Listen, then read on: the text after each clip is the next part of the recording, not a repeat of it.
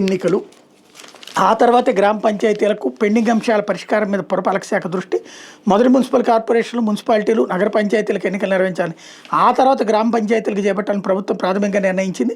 ఈ మేరకు కసరత్తును ప్రారంభించింది. పెండింగ్లోని కోర్టు కేసులు అసంపూర్తిగా నిలిచిపోయిన డివిజన్ల వార్డుల పునర్విభజన మీద దృష్టి సారించింది. స్థానిక సంస్థల బీసీ రిజర్వేషన్లకు సంబంధించిన డెడికేటెడ్ కమిషన్ నివేదిక వచ్చేలోగా ఎన్నికలకు ముందస్తు ఏర్పాట్లు పూర్తి చేయాలని అధికారులు భావిస్తున్నారు. ఓటర్ల జాబితాలు ప్రత్యేక సమగ్ర సవరణ ముగిసిన వెంటనే సెప్టెంబర్, అక్టోబర్లో స్థానిక ఎన్నికలు నిర్వహిస్తామని సీఎం ఇప్పటికే ప్రకటించారన్నటువంటిది హైలైట్ చేశారు. రాష్ట్రంలో 123 పురనగర పాలక సంస్థల, నగర పంచాయతీల కోర్టు కేసుల కారణంగా 100 చోట్ల 2021లో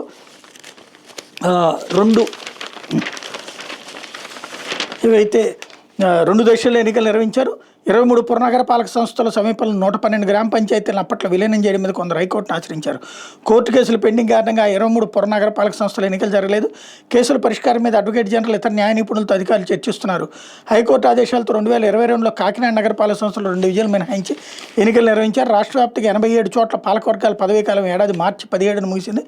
మరో 13 చోట్ల నవంబర్లో ముగిపోతుంది. ఆ 100 చోట్ల ఎన్నికలు నిర్వహించాలా, 123 చోట్ల నిర్వహణకు ముందుకెళ్లాలా స్పష్టత ఇవ్వాలని పురపాలక శాఖను ఎన్నికల సంఘం కోరింది అన్నటువంటి వార్తని హైలైట్ చేశారు. ఇకపోతే